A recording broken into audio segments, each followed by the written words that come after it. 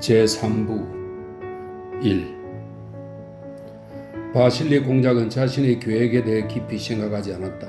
이익을 얻으려고 사람들에게 악을 저지를 생각은 더더욱 없었다.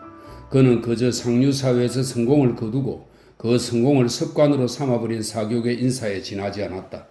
그에게는 상황에 따라 사람들과의 친분에 따라 다양한 계획과 생각이 끊임없이 만들어졌다. 정작 그 자신은 그런 계획과 생각을 뚜렷하게 인식하지 않았지만 그의 삶의 관심은 온통 그런 것에 쏠려 있었다.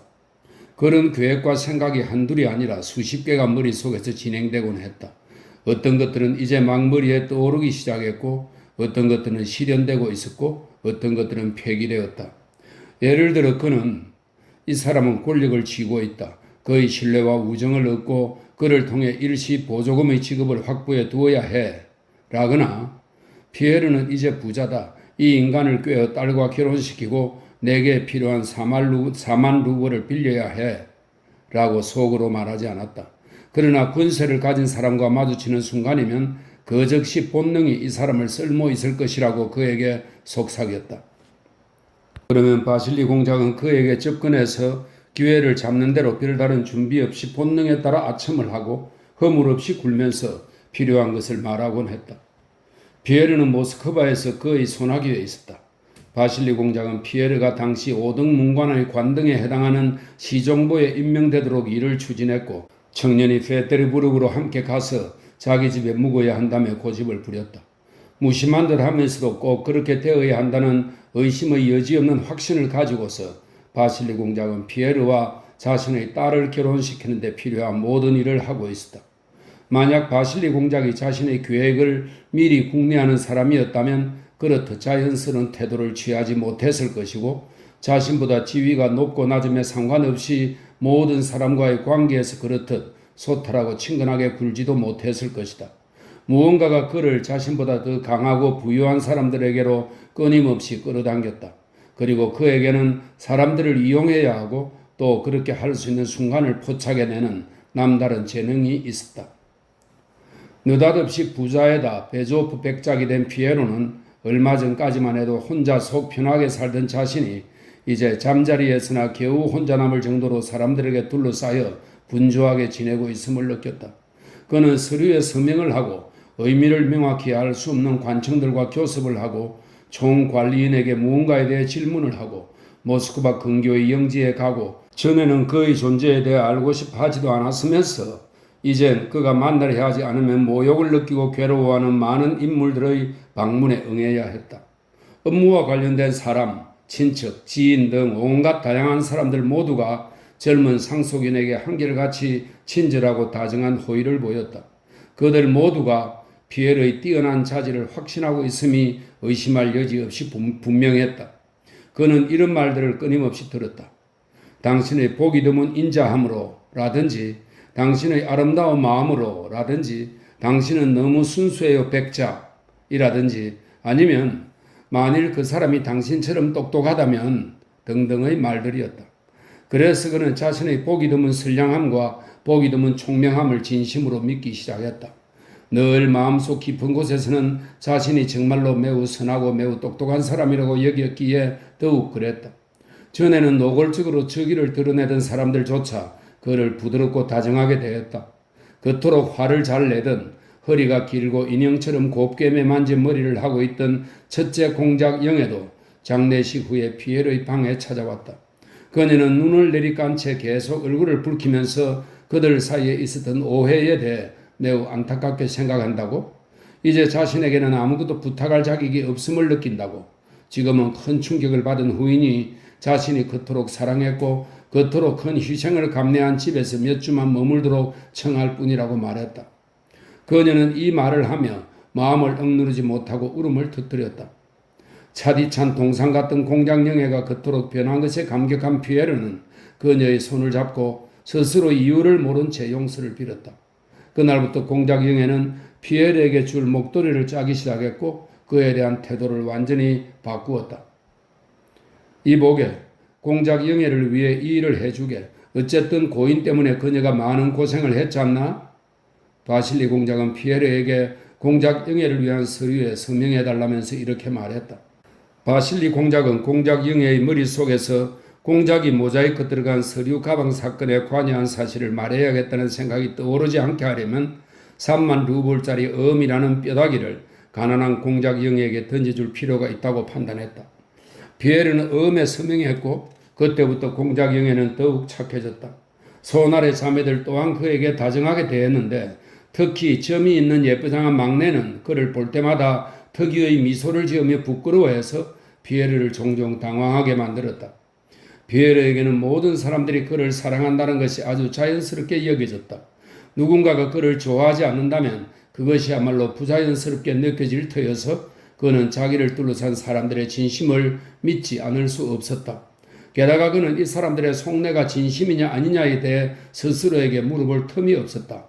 그는 늘 짬이 없었고 지속적으로 부드럽고 즐거운 황홀감에 빠진 듯한 기분을 느꼈다. 그는 자신이 어떤 중요한 전체 움직임의 중심이라고 느꼈다. 사람들이 자신에게 끊임없이 무언가를 기대한다고 만약 자신이 그것을 하지 않으면 많은 사람을 슬프게 하고 그들의 기대를 저버리게 될 것이라고 만약 이런저런 것들을 한다면 다 잘 될 것이라고 느꼈다. 그래서 그는 요구받은 일들을 했지만 그 좋은 무언가는 계속 그의 앞에 남아있었다. 그 첫 시기에 피에르의 일은 물론이고 피에르 자신을 누구보다 강력하게 지배한 사람은 바실리 공작이었다. 베조프 백작이 죽은 이후로 그는 피에르를 손에서 놓아주지 않고 있었다. 바실리 공작은 일에 짓눌려 피곤하고 지쳤지만 연민 때문에 이 의지할 것 없는 청년, 어쨌든 버스의 아들이고 뭐니 해도 그런 막대한 재산을 가진 청년을 도저히 운명과 사기꾼들의 농락에 내버려 둘 수 없는 사람의 표정을 짓고 있었다. 베조프 백작이 죽은 후 모스크바에서 머문 며칠 동안 그는 피에르를 자기 방으로 부르거나 몸소 피에르의 방을 찾기도 하며 피로한 듯 하면서도 확신에 찬 말투로 피에르에게 해야 할 일들을 지시했다. 그는 매번 이렇게 말하는 것 같았다. 자네도 알겠지만 나는 일이 너무 많아 주체하지 못할 지경이네. 하지만 자네를 그렇게 내버려 두는 것은 무정한 짓이 되겠지? 자네도 알 거야. 내가 자네에게 말하는 것이 유일한 방안이라는 점을 말일세. 자, 친구, 드디어 내일 출발하는군. 어느 날 그는 눈을 감고 손가락으로 피에르의 팔꿈치를 만지작거리면서 마치 자기가 하는 말이 아주 오래전부터 그들 사이에 결정된 것이고 다른 결정은 있을 수 없다는 투로 말했다. 내일 우리는 떠나는 거야. 내 콜야스카에 자네 자리를 마련해 주지. 정말 기쁘군. 이곳에서 우리의 중요한 볼일은 다 끝났네. 난 이미 오래전에 떠났어야 해. 이건 내가 재상에게 받은 것이네. 내가 자네를 위해 미리 그에게 청혼해 두었지. 자네는 외교단에 편입되었고 시종보가 되었어. 이제 자네에게 외교관의 길이 열린 거야? 자신의 직업에 대해 오래 생각해온 피에르는 이 말에 더해진 그 지친 듯 확신에 찬 말투의 기세에 아랑곳하지 않고 반박하려 했다. 그러나 바실리 공작이 다정하게 속삭이는 듯한 점의 어조로 그의 말을 가로막았다. 자신의 말이 끊길 가능성을 아예 배제한 그리고 반드시 설득하지 않으면 안 될 경우에 그가 사용하는 말투였다. 하지만 이보게 내가 그 일을 한 것은 나 자신을 위해 나의 양심을 위해서였어. 그러니 나에게 감사할 것은 없네. 사람들에게 너무 많은 사랑을 받는다고 불평할 사람은 아무도 없어. 게다가 자네는 자유롭지 않은가? 내일이라도 다 던져버리게. 페테르부르크에 가면 직접 다 보게 될 걸세. 그리고 자네는 벌써 오래전에 이 끔찍한 지역에서 벗어나야 했어. 바실리 공작은 한숨을 쉬었다. 그렇고 말고 자네의 콜야스카에는 내 시종을 태우지. 아, 그래, 깜빡 잊고 있었군. 바실리 공작이 덧붙였다. 이보게, 자네도 알겠지만 나와 고인 사이에 계산할 것이 남았어. 그러니 내가 랴잔에서 받은 것은 그대로 두지. 자네에겐 필요 없으니까 말이야. 나중에 셈하기로 하세. 바실리 공작이 말한 라잔에서 받은 것은 그가 수중에 남겨둔 수천 루블의 소장료였다. 모스크바에서와 마찬가지로 페테르부르크에서도 다정하고 사랑이 넘치는 사람들이 피에르를 애워쌌다. 그는 바실리 공작이 마련해준 직위, 아니 더 정확히 말해서 자귀를 거절할 수 없었다. 친분과 초대와 사회적 임무는 몽롱하고 조급한 느낌과 계속 다가오고 있지만 아직 이루어지지 않은 어떤 축복의 느낌을 피에르가 모스크바에서보다 훨씬 더 많이 맛볼 정도로 많았다. 예전의 독신 친구들 가운데 많은 이들이 페테르부르크에 없었다. 건의되는 원정을 떠났고 돌로프는 강등되었고 아나톨은 지방의 군대에 있었고 안드레의 공작은 외국에 나가 있었다. 그래서 피에르는 예전에 즐기던 대로 밤을 보낼 수도 소녀의 존경하는 친구와 우정어린 대화를 나누며 간혹 속마음을 털어놓을 수도 없었다. 피에르의 시간은 만찬과 무도회 그리고 주로 바실리 공작의 집에서 그의 아내인 뚱뚱한 공작 부인과 아름다운 엘렌을 상대하는 가운데 흘러갔다. 여느 사람들과 다를 바 없이 안나 파블로브나 세레르도 피에르에 대한 사교계의 시각에서 일어난 변화를 그에게 드러내 보였다. 예전에 피에르는 안나 파블로브나와 함께 있으면 자신이 하는 말이 무례하고 눈치 없고 불필요한 것이라는 느낌을 계속 받았다. 머릿속으로 준비하는 동안에는 현명하게 느껴지던 말들이 큰 소리로 입 밖에 나오기만 하면 이내 어리석은 말이 되어버리고 오히려 이폴리트의 멍청하기 짝이 없는 말들은 현명하고 사랑스러운 말이 되는 것 같았다. 그러나 지금은 그가 무슨 말을 하든 모든 말이 매력적인 것이 되었다. 심지어 안나 파블로브나가 그렇게 말하지 않아도 그는 그녀가 그렇게 말하고 싶지만 그의 겸손함을 존중하여 자제하고 있다는 것을 알았다. 1805년에서 1806년에 걸친 겨울 초입에 피에르는 안나 파블로브나에게서 평소와 다름없는 장밋빛 초대장을 받았다. 거기에는 이런 말이 덧붙어 있었다. 아무리 바라보아도 질리지 않는 아름다운 엘렌도 우리 집에 올 거예요. 그 부분을 읽으며 피에르는 그와 엘렌 사이에 무사람들이 인정하는 어떤 관계가 형성되고 있음을 처음으로 느꼈다. 그는 그런 생각에 마치 감당할 수 없는 의무를 짊어지기라도 한 듯 깜짝 놀라면서 동시에 재미있는 상상이라며 마음에 들어하기도 했다. 안나 파블로브나의 야회는 처음 것과 똑같았다. 안나 파블로브나가 손님들에게 대접하는 신상품만 바뀌었는데 그것은 모르테마르가 아니라 알렉산드르 황제가 포츠담에 체제하고 있으며 두 존귀한 벗이 그곳에서 굳건한 동맹을 맺고 인류의 적에 맞서 올바른 대의를 수호하기로 맹세했다는 등 최신의 상세한 소식들을 베를린에서 가져온 외교관이었다. 안나 파블로브나는 슬픈 기색으로 피에르를 맞이했다. 그 슬픔은 청년에게 닥친 최근의 상실, 곧 베조프 백작의 죽음과 관련된 것이었다. 모든 사람들이 피에르가 그의 알지도 못하던 아버지의 죽음 때문에 몹시 비탄에 잠겨 있다고 스스로 믿게끔 하는 것을 자신들의 의무로 여기고 있었다. 그 슬픔은 그녀가 존엄한 마리아 페오도브라나 황태우 폐하를 언급할 때 나타나던 지고한 슬픔과 똑같은 것이었다. 피에르는 자신이 이런 것에 우쭐해하고 있음을 느꼈다. 안나 파블로브나는 평소대로 특유의 기교를 발휘하여 자신의 응접실 모임들을 꾸렸다. 바실리 공작과 장군들이 속한 큰 모임은 외교관을 향유했다. 다른 모임은 티테이블 곁에 모여 있었다.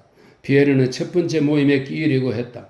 하지만 새로운 멋진 생각들이 수천 가지나 떠올라 생각을 실행에 옮길 틈이 거의 없는 전장 지휘관의 흥분 상태에 놓인 안나 파블로브나.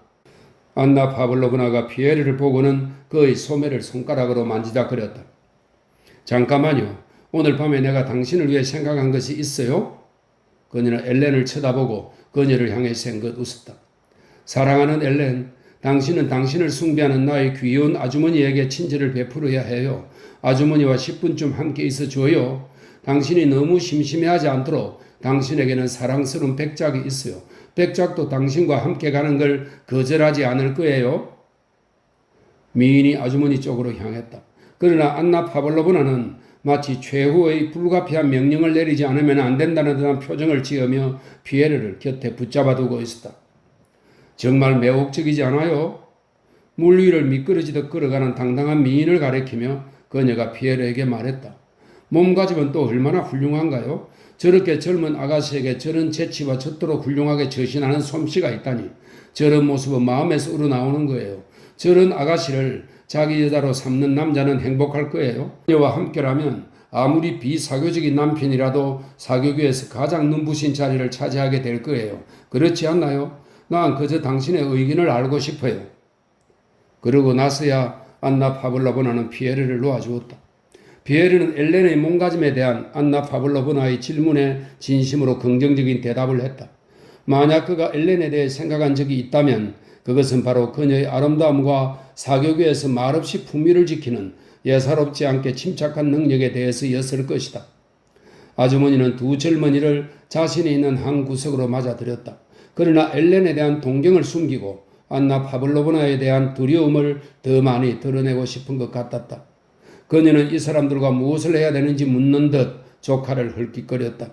그들의 곁을 떠나면서 안나 파블로브나는 또다시 피에르의 소매를 손가락으로 만지며 말했다.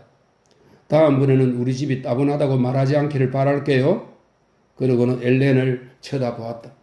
엘렌은 누군가 자신을 보고도 황홀해하지 않을 가능성을 용납할 수 없다는 표정으로 생긋 웃었다.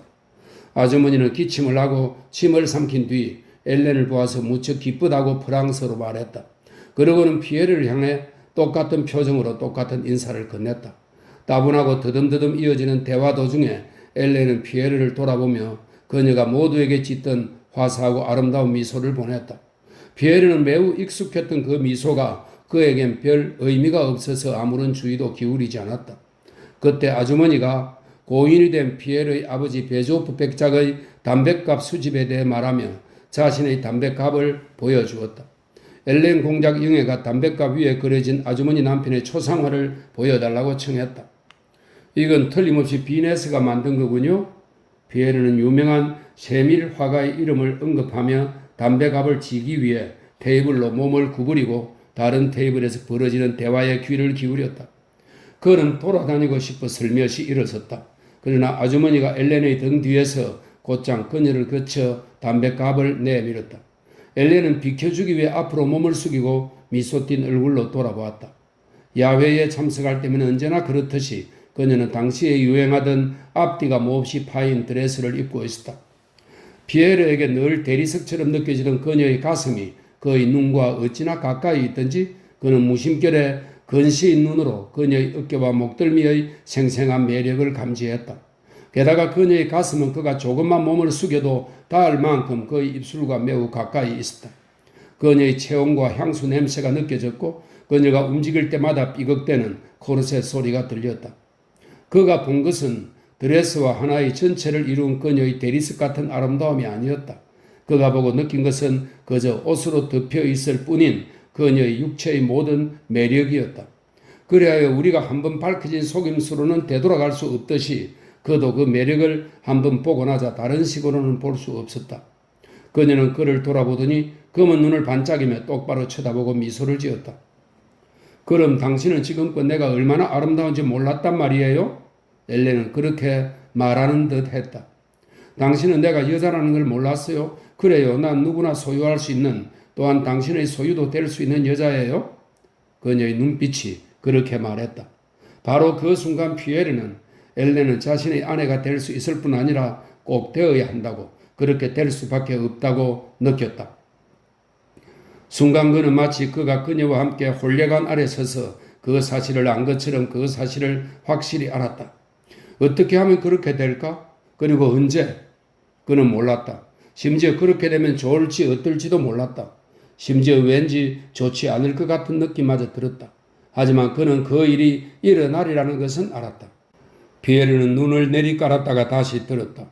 그는 예전에 매일같이 보던 대로 자신에게 낯설고 먼 그런 미녀로 다시 보고 싶었다. 그러나 그는 그럴 수가 없었다. 마치 전에 안개 속에서 부리안의 줄기를 보고 나무로 생각하던 사람이 그 줄기를 알아본 후에는 다시 나무로 볼 수 없듯이 그녀는 두려울 정도로 그에게 가까이 있었다. 그녀는 이미 그를 지배하고 있었다. 그와 그녀 사이에는 이미 그 자신의 의지라는 장애물 외에는 더 이상 어떤 장애물도 없었다. 좋아요. 당신들을 당신들만의 구석에 남겨두겠어요. 내가 보기에는 그곳이 당신들에게 좋겠네요. 안나 파블로브나의 목소리가 들렸다. 그러자 피에르는 두려움에 휩싸여 자신이 무언가 부끄러운 짓을 하지 않았나 싶어 상기된 얼굴로 주위를 둘러보았다. 그가 보기에는 모두가 그 못지않게 그에게 일어난 일에 대해 잘 아는 듯 했다. 잠시 후 그가 큰 무리로 다가가자 안나 파블로브나가 말했다. 당신이 페테르부르크에 있는 집을 다시 꾸미고 있다고들 하던데요? 그 말은 사실이었다. 건축기사가 그럴 필요가 있다고 해서 피에르는 영문도 모른 채 페테르부르크에 있는 거대한 저택을 손보고 있었다. 잘했어요. 하지만 바실리 공작 댁을 떠나지 말아요. 그런 친구를 두는 건 좋은 일이니까. 그녀는 바실리 공작에게 미소를 지으며 말했다. 나도 그 일에 대해 아는 게 좀 있지요. 그렇지 않나요? 당신은 아직 젊어요. 당신에게 누군가의 조언이 필요해요. 내가 노인의 권리를 행사한다고 내게 화내지 말아요. 여자들이 자기 나이를 말한 뒤에는 언제나 무언가를 기대하며 잠자코 있듯이 그녀도 잠시 입을 다물었다. 당신이 결혼하게 되면 문제가 달라지죠? 그리고 그녀는 두 사람을 한 시선 안에 묶었다. 피에르는 엘렌을 쳐다보지 않았고 그녀도 그를 쳐다보지 않았다. 그러나 여전히 그녀는 무서울 정도로 그에게 가까이 있었다. 그는 무엇라고 웅울대면서 얼굴을 붉혔다. 집으로 돌아온 피에르는 자신에게 일어난 일을 생각하며 오랫동안 잠을 이루지 못했다. 도대체 그에게 무슨 일이 일어난 것일까? 아무 일도 일어나지 않았다. 그저 어렸을 적부터 알던 여자가 엘렌이 미인이라는 말을 들으면 그래 예쁘네 하고 무심하게 대꾸하던 여자가 그 여인이 자신의 소유가 될 수 있다는 것을 깨달았을 뿐이었다. 하지만 그녀는 어리석어 내 입으로 그녀가 멍청하다고 말하기도 했잖아. 그는 생각했다. 그녀가 내 안에 불러일으킨 감정에는 추악한 무언가가 금지된 무언가가 있어. 사람들 말이 그녀의 남동생 아나톨이 그녀에게 반하고 그녀도 그를 좋아해서 온갖 일이 벌어졌다던데 아나톨을 멀리 보낸 것도 그 때문이라잖아. 그녀의 오빠는 이폴리트, 아버지는 바실리 공작. 좋지 않아? 그는 생각했다. 그렇게 곰곰이 생각하는 사이에 그 생각들은 아직 결론을 맺지 못한 채 남았다. 그 사이에 그는 자신이 빙그레 웃고 있음을 깨달았고 처음 생각에서 다른 생각들이 연달아 떠오르는 것을 자각하고 있었다. 그녀를 보잘것없는 여자라고 생각하면서도 동시에 그녀가 자신의 아내가 되지 않을까? 그녀가 자신을 사랑하게 되지 않을까? 그녀가 완전히 다른 여자가 되지 않을까? 또 자신이 그녀에 대해 생각하고 들은 모든 것이 거짓이지 않을까 염원하고 있음을 자각했다. 또다시 그는 그녀를 바실리 공작의 딸로서 보고 있지 않았다. 그가 보고 있던 것은 회색 드레스에 가려졌을 뿐인 그녀의 육체였다. 하지만 안 돼. 도대체 왜 전에는 이런 생각이 떠오르지 않았을까? 그리고 다시 한번 그는 그런 일은 있을 수 없다고 이 결혼에는 추악하고 부자연스러운 자신이 보기에 불명예가 될 무언가가 있다고 속으로 중얼거렸다. 그는 예전에 그녀가 한 말을 눈빛을 그리고 그와 그녀를 함께 바라보던 사람들의 말과 눈빛을 떠올렸다. 그는 안나 파블로브나가 저택에 관해 말할 때의 말과 눈빛을 떠올렸고 바실리 공작과 다른 사람들이 던진 숱한 그런 암시들을 떠올렸다. 그러자 분명 좋지 않은 그가 해서는 안 되는 그런 일을 하도록 스스로를 무언가로 올가맨 것이 아닐까 하는 두려움이 그를 덮쳤다. 그러나 그런 결심을 다지는 사이에 마음의 다른 한 구석에서는 여성스러운 아름다움으로 충만한 그녀의 모습이 떠오르고 있었다. 2. 1805년 11월 바실리 공작은 4개 현의 시차를 떠나야 했다. 그는 자신을 위해 이 일을 추진했다. 관리가 엉망인 자신의 영지에 잠시 들를 겸 아들 아나톨을 잡아 끌고 니콜라이 안드레예비치 볼콘스키 공작의 집에 들러 아들을 그 부유한 노인의 딸과 결혼시킬 목적이었다. 그러나 출발과 이런 새로운 용무에 앞서 바실리 공작은 피에르와의 일을 해결해야 했다. 사실 피에르는 최근에 집에서, 즉 그가 지내는 바실리 공작의 집에서 하루 종일 시간을 보내며 알렌 앞에서만 서면 사랑에 빠진 남자가 을에 그르듯 흥분하여 우스꽝스럽고 멍청하게 굴면서도 여전히 청혼은 하지 않고 있었다. 다 좋아. 하지만 이제 끝을 보아야 해. 어느 날 아침 바실리 공작은 그렇게나 자신에게 신세를 지고 있는 피에르가 이 문제에 있어 도무지 제대로 처신하지 못하는 것을 깨닫고 슬픔의 탄식과 함께 혼자 말을 했다. 젊음, 경솔함, 에이 마음대로 하라지. 바실리 공작은 자신의 인자함을 흡족해하며 생각했다. 끝을 봐야 해, 끝을. 모레가 료리아의 명명일이니 사람들을 몇 부르자. 만일 그가 해야 할 일을 깨닫지 못하면 그 일은 내 몫이 될 것이다. 그래, 내 몫. 난 아버지니까. 안나 파블로브나의 야회가 있고 나서 피에르는 흥분으로 잠 못 이루며 엘렌과의 결혼은 불행한 일이 될 터이므로 그녀를 피해 달아나야겠다고 결심한 그날 밤 이후 한 달 반 동안을 그렇게 결심한 이후에도 여전히 피에르는 바실리 공작의 집을 떠나지 않고 있었다.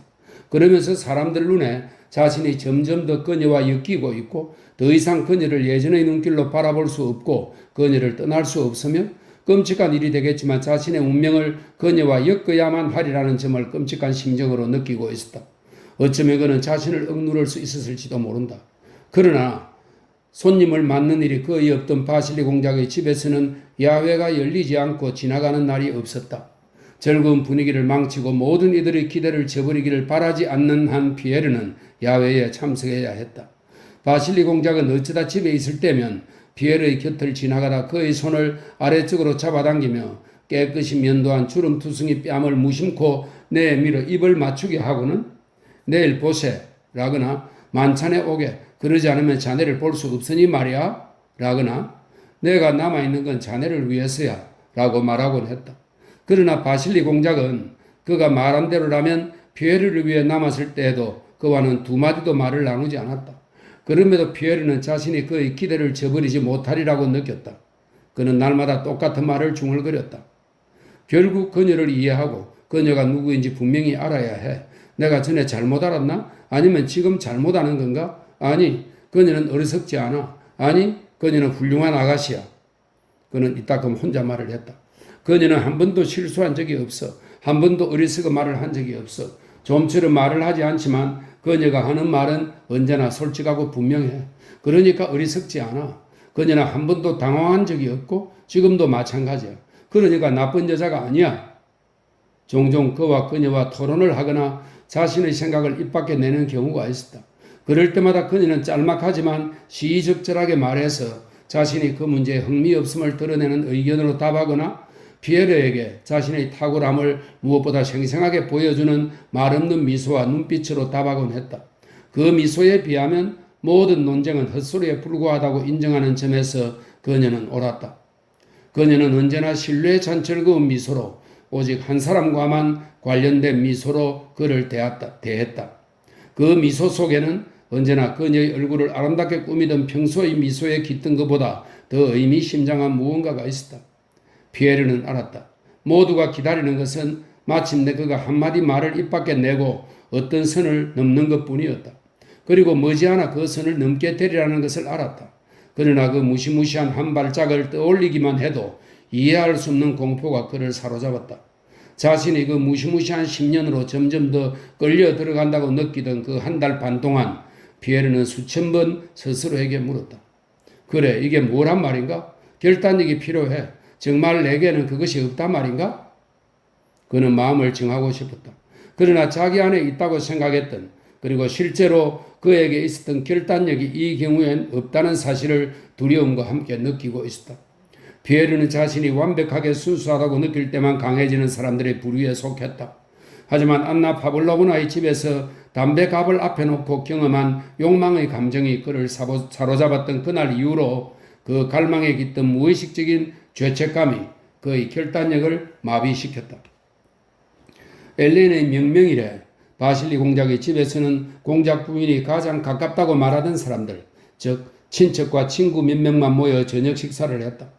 이들은 모두 명명일을 맞은 주인공의 운명이 바로 이날 결정되리라는 느낌을 받았다. 손님들이 저녁 식탁 앞에 앉았다. 한때는 아름다웠던 몸집이 크고 풍채가 당당한 구라기납 공작 부인이 안주인 자리에 앉았다. 그녀의 양옆에는 가장 영예로운 귀빈인 연로한 장군과 그의 아내 그리고 안나 파블로브나 세레르가 앉았다.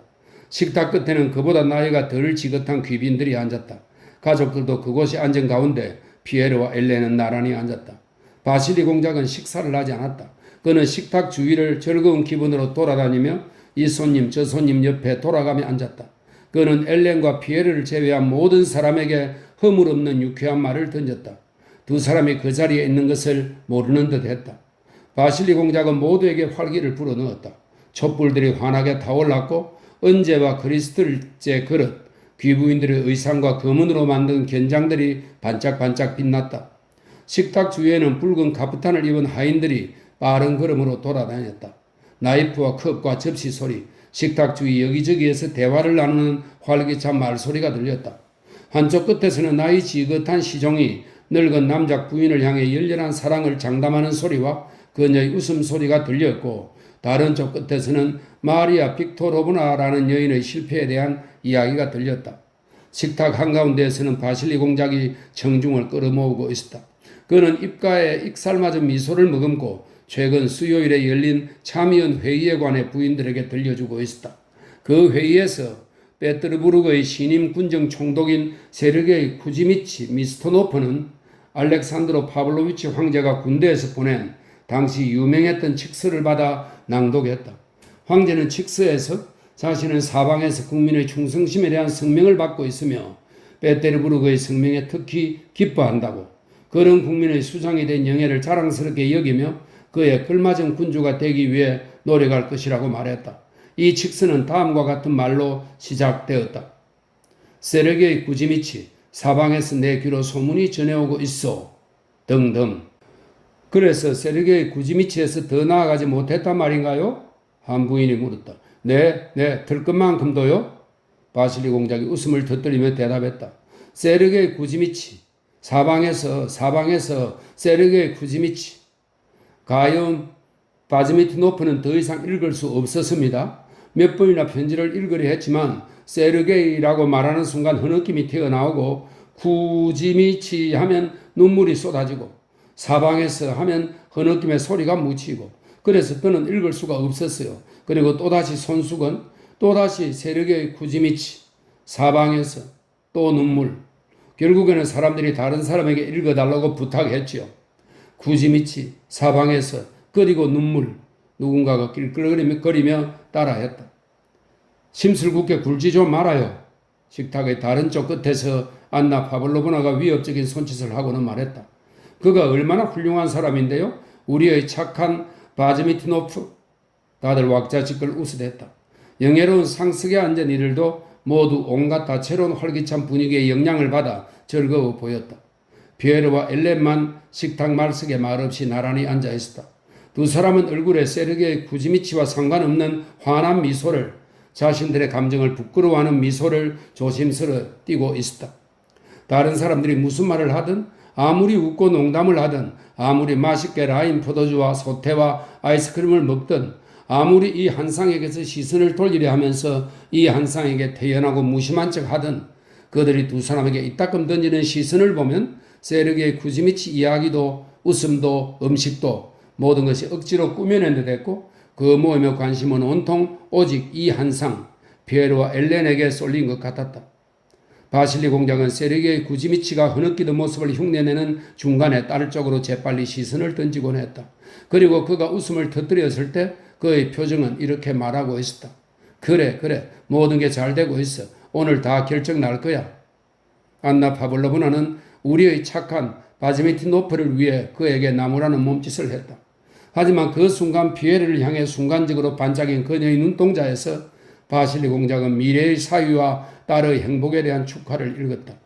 늙은 공작 부인은 서글픈 한숨과 함께 옆자리에 앉은 부인에게 술을 권하며 환한 표정으로 딸을 흘깃 쳐다보았다. 그 한숨으로 이렇게 말하는 듯 했다. 그래요, 친구. 이제 당신과 나에겐 달콤한 포도주를 마시는 것 말고는 더 이상 아무것도 남은 게 없어요.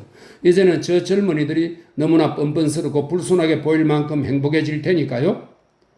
외교관은 연인들의 행복한 얼굴을 헐깃 쳐다보며 생각에 잠겼다.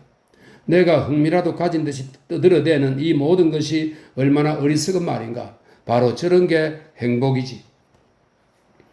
이 모임을 결합하고 있던 보잘것없이 사소하고 억지스러운 관심들 위에 아름답고 건강한 젊은 남녀가 서로를 갈망하는 소박한 감정이 떨어졌다. 그리고 이 인간적인 감정은 모든 것을 압도하며 그들의 모든 부자연스러운 수다 위로 날아올랐다. 익살은 즐겁지 않았고 새로운 소식은 흥미롭지 않았으며 활기는 분명 거짓이었다.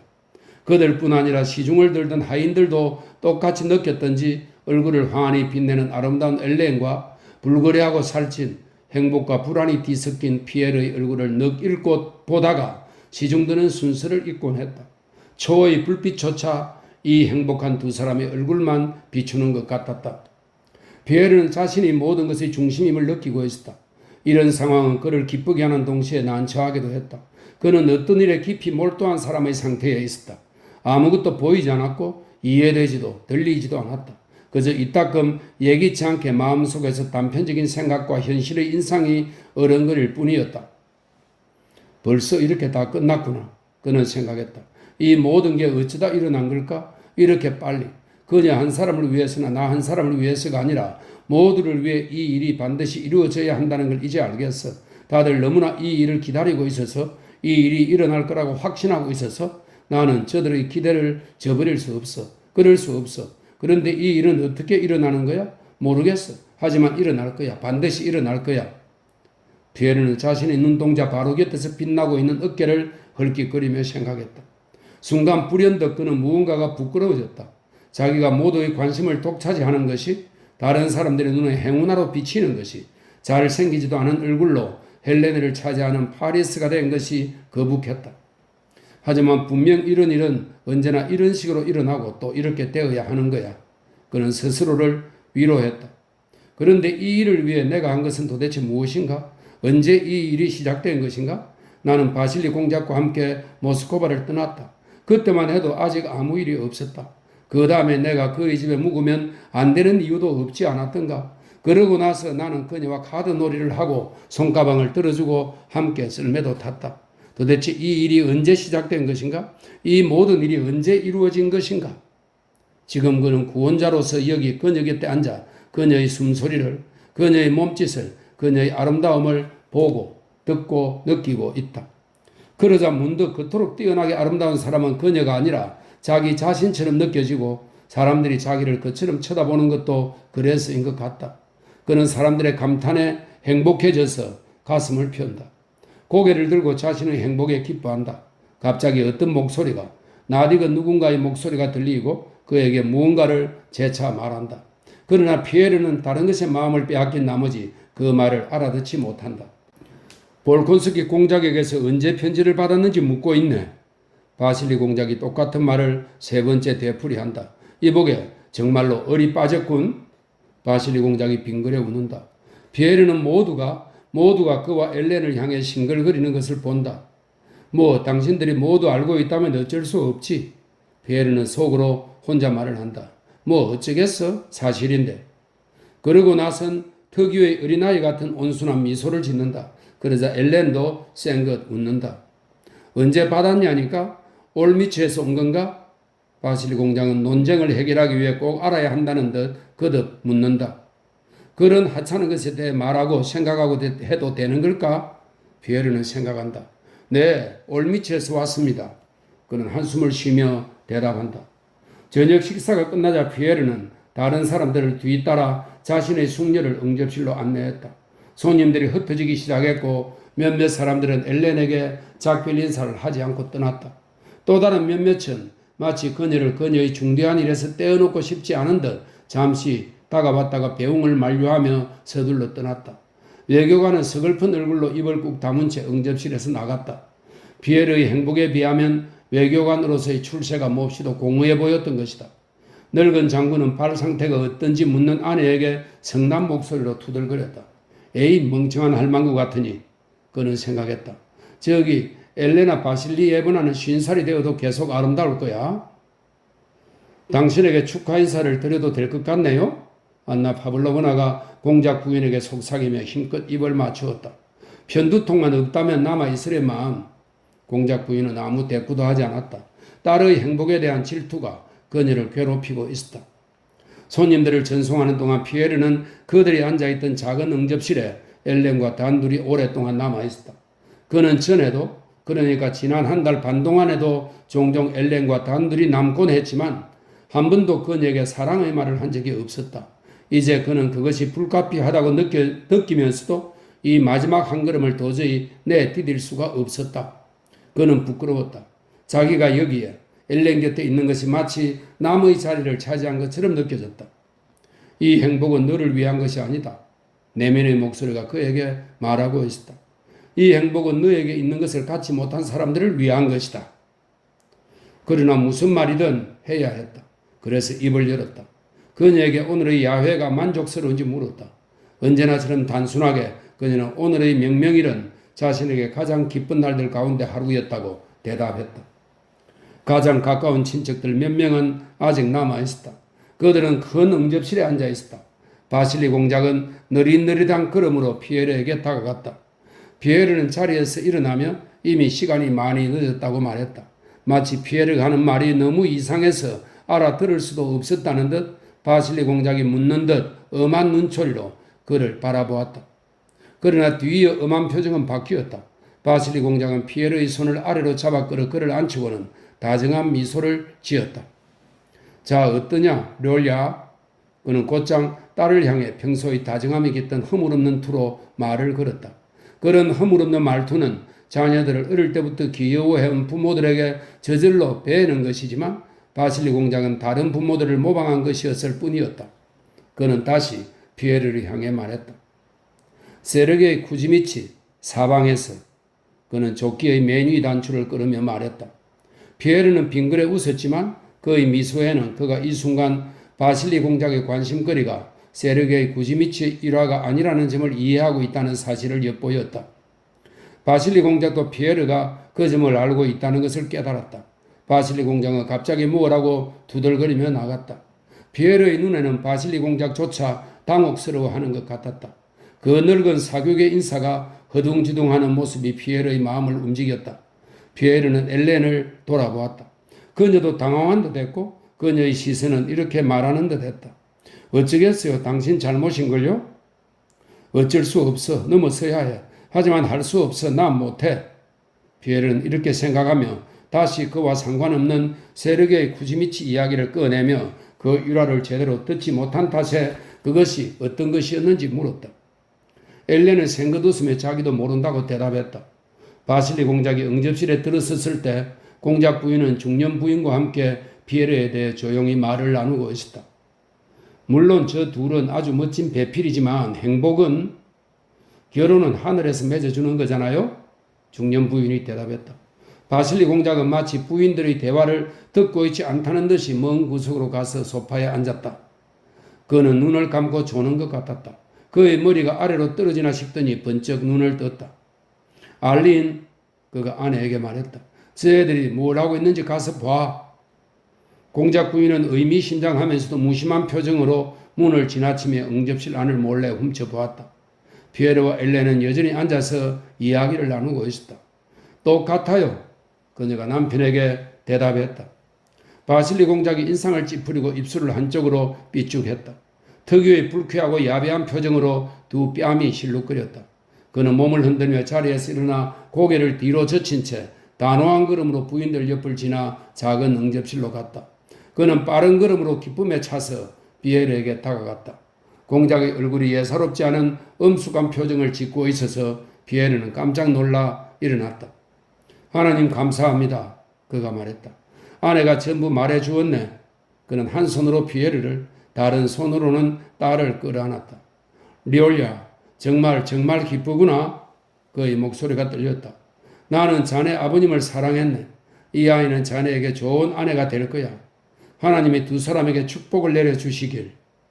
그는 딸을 껴안았다. 그러고는 다시 피에르를 끌어안고 노인의 입술로 입을 맞추었다. 눈물이 정말로 그의 두 뺨을 적시었다. 여보, 공작 부인, 어서 이리 와. 그가 소리쳤다. 공작 부인도 와서 함께 울었다. 중년 부인도 손수건으로 눈물을 훔쳤다. 사람들이 피에르에게 입을 맞추었고 그도 아름다운 엘렌의 손에 여러 번 입을 맞추었다. 잠시 후 다시 두 사람만 남겨졌다. 모든 게 이렇게 되어야만 했어. 달리 어쩔 수 없었어. 피에르는 생각했다. 그러니 이게 좋은 일인지 나쁜 일인지 물어볼 것도 없어. 결정되어서 예전에 괴로운 의심이 없으니 좋네. 피에르는 말없이 약혼자의 손을 잡고 높아졌다 낮아졌다 하는 아름다운 가슴을 바라보았다. 엘렌, 그가 소리내어 말하고는 그대로 멈추었다. 사람들은 이런 경우에 무언가 아주 특별한 말을 하는데 그는 생각했다. 그러나 이런 경우에 무슨 말을 하는지 도무지 떠올릴 수가 없었다. 그는 그녀의 얼굴을 바라보았다. 그녀가 그에게 더 가까이 다가왔다. 그녀의 얼굴이 붉게 물들었다. 아, 이것 좀 벗어봐요. 이것 좀. 그녀가 안경을 가리켰다. 피에르는 안경을 벗었다. 안경을 벗은 사람들의 눈이 일반적으로 이상해 보이는 것 이상으로 그의 눈은 두려움과 의문에 차서 바라보고 있었다. 그는 허리를 굽혀 그녀의 손에 입을 맞추려 했다. 하지만 그녀가 먼저 빠르고 거칠게 고개를 움직이며 그의 입술을 찾더니 자신의 입술을 댔다. 그녀의 얼굴은 불쾌할 만큼 평정을 잃은 달라진 표정으로 그에게 충격을 주었다. 이제 이미 늦었어. 다 끝났어. 게다가 난 이 여자를 사랑해. 피에르는 생각했다. 사랑합니다. 그는 이런 때 꼭 해야 하는 말을 생각해냈다. 하지만 그 말이 어찌나 초라하게 울리든지 그는 스스로가 부끄러워졌다. 한 달 반 후 그는 결혼식을 올렸고 사람들의 말대로라면 아름다운 아내와 수백만 루블을 가진 행복한 남자로서 새롭게 단장한 베조프 백작가의 베테르부르크 대저택에 거처를 잡았다.